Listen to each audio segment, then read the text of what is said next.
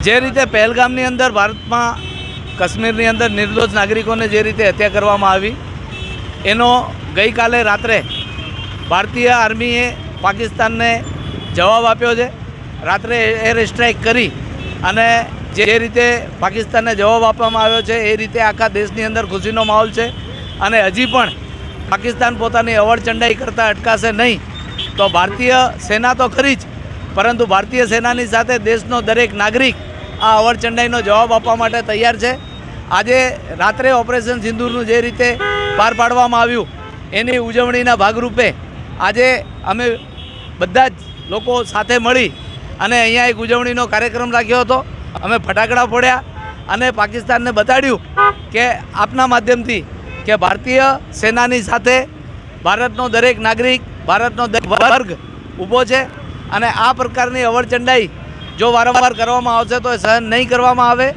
જે રીતે રાત્રે ભારતીય આર્મી દ્વારા પાકિસ્તાનને જવાબ આપવામાં આવ્યો છે એ રીતે ટૂંક સમયમાં જ પાકિસ્તાનનો નામો નિશાન મિટાવી નાખવાની ભારતની તૈયારી છે।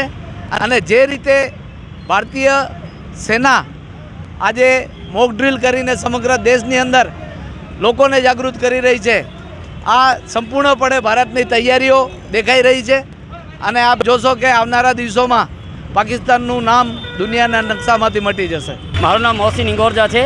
આજરોજ અમે ભુજ મુસ્લિમ સમાજ તરફથી ત્યાં ભીડગેટ ઉપર એક ઉજવણી કરવામાં આવી। જે ઉજવણીમાં રાતના 2 વાગે ભારતીય સેના તરફથી જે પાકિસ્તાનને મુંહતોડ જવાબ આપવામાં આવ્યો કે અમે કોઈ પણ ભાગે આતંકવાદ સહન નહીં કરીએ।